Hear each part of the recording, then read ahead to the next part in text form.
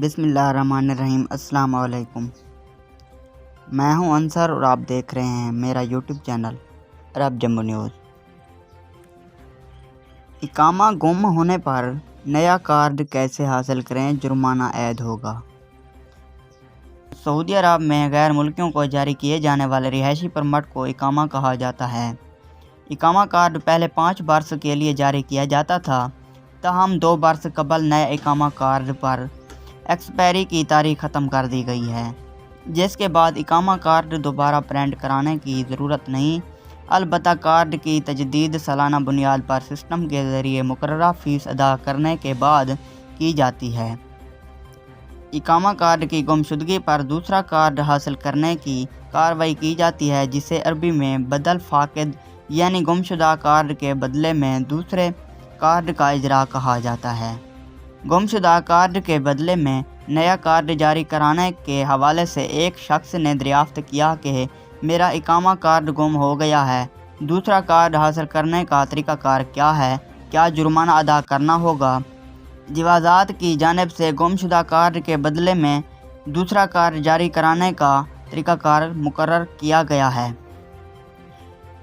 اقامہ card گم ہونے پر دوسرا کارڈ حاصل کرنے کے لیے جرمانے کی ادائیگی لازمی ہے۔ اقامہ کارڈ گم کرنے کی صورت میں 1000 ریال جرمانہ ادا کرنا ہوتا ہے۔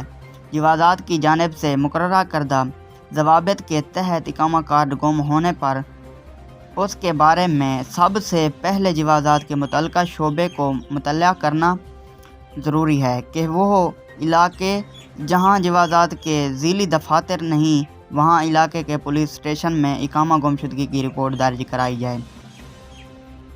رپورٹ درج کراتے وقت کارڈ گم ہونے کے مقام کی بھی نشاندہی کرنا ضروری ہے۔ جرمانے کی ادائیگی اور جوازات کو مطلع کرنے کے بعد اقامہ ہولڈر کے اسپانسر کی جانب سے جوازات کو درخواست دینا ہوتی ہے، جس میں دوسرا اقامہ کارڈ جاری کرنے کے حوالے سے وضاحت درج کرتے ہوئے اقامہ گم ہونے کے مقام اور تاریخ کی بھی وضاحت کی جائے۔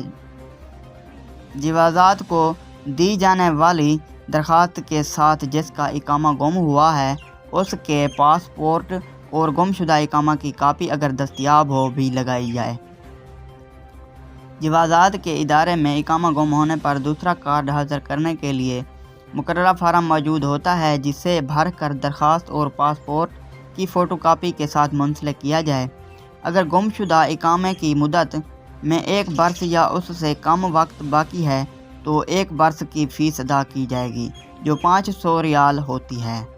یہ فیس جرمانے کی رقم کے علاوہ ہوگی۔ واضح رہے کہ جوازات کے قانون کے مطابق سعودی عرب میں ورک ویزے پر رہنے والے کارکن اپنے اقامے کے معاملات کے لیے خود جوازات کے دفتر سے رجوع نہیں کر سکتے، بلکہ کارکن کا اسپانسر یا اس کا مقرر کردہ نمائندہ جسے اسپانسر کی جانب سے مختار نامہ جاری کیا گیا ہو، وہ ہی جوازات کے دفتر سے رجوع کر کے کارکن کے اقامہ یا دیگر معاملات کو حل کرنے کی صلاحیت رکھتا ہے۔